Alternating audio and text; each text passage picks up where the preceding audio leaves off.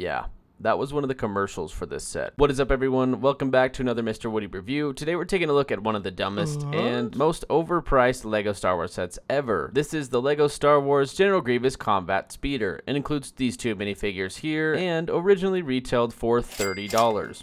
And of course included less than 200 pieces. Let's talk about it. Starting off with the build, this thing really isn't too bad and actually looks a lot like what it's meant to represent. We've got spears up at the front as well as this nice looking fin piece to cover the control panel. Connected with a ratchet up at the front that can move downward so you can see the controls, but it's not the intended use. The controls are made up of just one green translucent slope as well as some joysticks.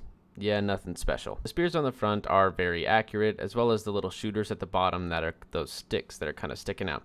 Technically, the spears should be blue, but of course LEGO wouldn't do that, and the rest of the build up at the front kind of looks like a hammerhead shark. It's not bad, it's not great, it's just kind of there, and it's accurate enough to what we see in the source material. I don't know if LEGO did this on purpose or accident, but it's really easy to remove the front too to kind of show it blowing up or something, and I think this would relate to the their marketing campaign of this being just buildable whatever you want type deal. I don't know, but it's pretty easy to put back together too. From this angle, you can see the handles a little bit better, which are those two joysticks, and technically speaking, General Grievous is too small for these holes, but that's an inaccuracy that we'll talk about in just a moment. I will say, putting General Grievous on the studs is super easy, and they line him up very well, but the inaccuracy comes when you look at the whole thing. Obviously, you can tell here that General Grievous can't even see over the fin piece.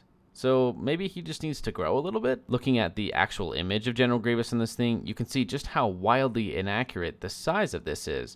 It's way too big. Even then, they still used only 157 pieces and charged an outrageous amount for this. $30 for this oversized, overpriced 2 minifigure build. But I digress. The rest of the build is decent enough, with the stand that holds up General Grievous looking pretty good. Both sides are identical, obviously, because they are symmetrical, but they use these large fourth circle pieces to represent the overall roundness of the build. The thing about that is it just doesn't look great, and they had to use a sticker to cover up the entire piece. It does look a little bit better on the back, but I think this specific element is the reason that this set is so inaccurate. I think it's based off the size of this thing. But if you have to use a sticker to cover the entire piece, is it really worth using? I will say there are two things about this set that I love, and the first thing is this engine on the back. I think they had great part usage here, and that thing spins even though I don't think it's supposed to, but it looks really good and accurate to the source material, so I'll give LEGO a positive for that one. The second thing I love are the shooters, which are something that you may not have really seen during the course of this review, and that's why I love them, because they are out of sight, but there if you want to use them. I really appreciate how out of the way they are, and I think this is how play functions should be, is out of sight, yet there when you want to use them. They're great for play and also great for collectors. From the top down, you can barely see those shooters. You can tell this thing is way oversized, but at least you can't really see the shooters, so good job.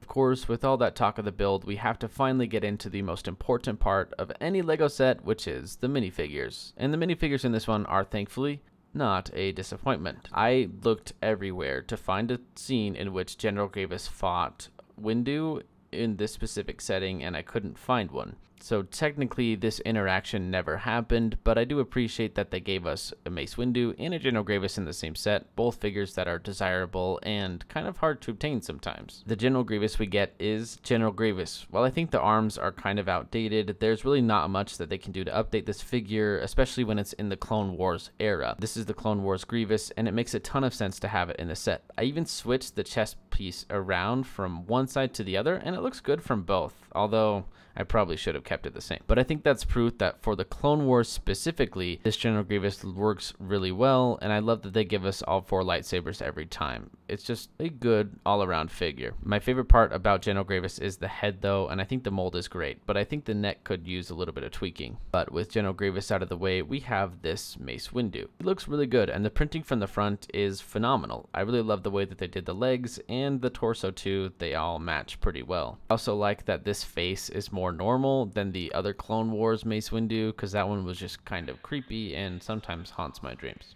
This Mace Windu didn't include any arm printing though, which is a little bit disappointing considering at this point in LEGO, arm printing should have been there. Or at least something. I know he's a Jedi, but the newest Mace Windu had arm printing, so they could have done something to make this $30 set a little more valuable. And the back print is good enough. So that's our General Grievous Combat Speeder. This set is not only overpriced, but also oversized. This isn't a set that I think you should try to find on the aftermarket because it's just going to be way too expensive for what it is. While this set does have some desirable figures, it isn't something that I think most LEGO fans need in their collection, and you can find these figures on different sets for probably cheaper too. But that's my thoughts on the set. Thanks so much for watching. Please hit that subscribe button down below. It helps the channel out a ton, and I would love to keep showing you more of these old LEGO Star Wars sets. Have a good day, and we'll see you next time.